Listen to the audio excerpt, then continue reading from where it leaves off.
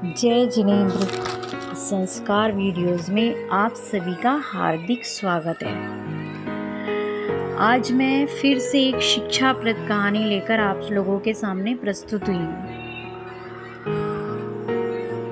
इस कहानी में एक बुजुर्ग रिटायर्ड कर्नल लखनऊ शहर में रहते थे।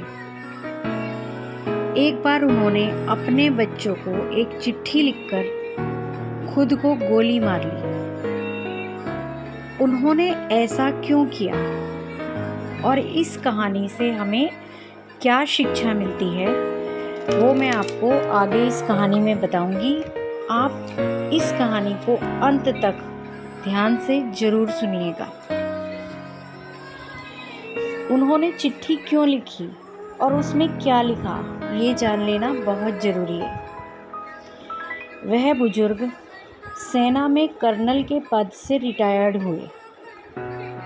वे लखनऊ की एक पॉश कॉलोनी में अपनी पत्नी के साथ रहते थे।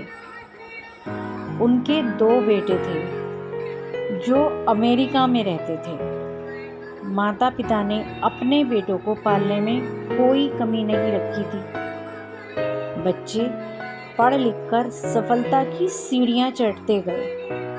संयोग से दोनों एक ही नामी गिरामी कंपनी में काम करने लगे, मगर अपने अपने परिवारों के साथ अलग अलग रहते थे।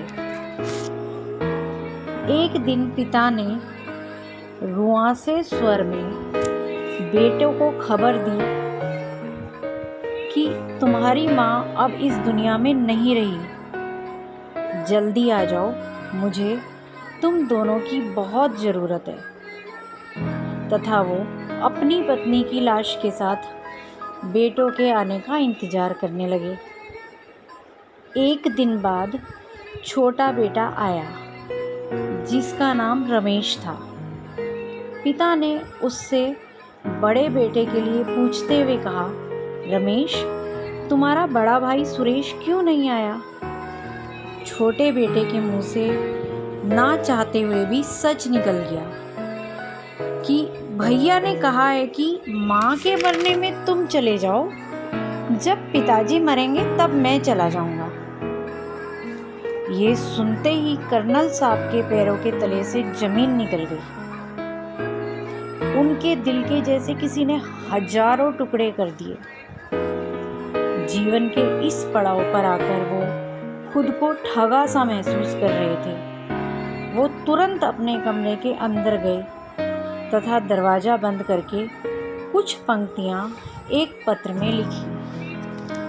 प्रिय बेटो, मैंने और तुम्हारी माँ ने बहुत अरमानों के साथ तुम्हें पाला पोसा, दुनिया के सारे सुख दिए, तुम्हें दुनिया की बेहतरीन जगह पर शिक्षा दी। जब तुम्हारी माँ अंतिम सांसें ले रही थी तब मैं उसके पास था। वह मरते समय तक भी तुम दोनों का चेहरा सिर्फ एक बार देखने के लिए तड़प रही थी। उसकी मौत के बाद उसकी लाश के पास तुम दोनों का इंतजार करने के लिए मैं था, मगर मेरी मौत के बाद मेरी लाश के पास तुम दोनों का इंतजार करने के लिए कोई भी नहीं होगा। और सबसे ज़रूरी बात यह है कि मैं नहीं चाहता कि मेरे मरने के बाद तुम दोनों में से किसी को भी आना पड़े। इसलिए सबसे अच्छा तो यही है कि मैं भी अभी मर जाऊं, ताकि तुम दोनों में से किसी को भी दोबारा आकर मेरा क्रियाक्रम ना करना पड़े। तभी कमरे में से गोली चलने की आवाज़ आती है और कर्नल साहब खुद को गोली मार लेते हैं। दोस्तों, यह एक सत्य घटना है। यह सब क्यों हुआ और दोषी कौन है इसमें, ये विचार करना बहुत ज़रूरी है।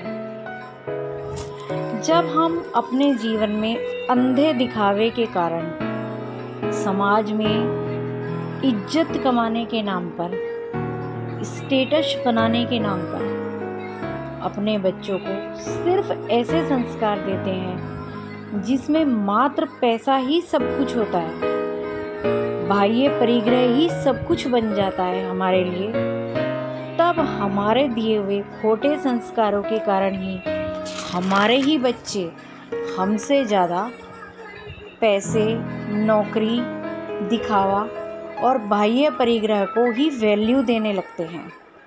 इसलिए अगर हम नहीं चाहते कि कर्नल साहब जैसी घटना हमारे साथ भी हो, तो हमें अपने बच्चों को ज़रूरत अनुसार लौकिक शिक्षा के साथ साथ धर्म तथा नैतिकता संबंधी संस्कार भी देने चाहिए, वरना अंत में पश्चाताप के अलावा हमारे हाथ में कुछ भी नहीं बचता है।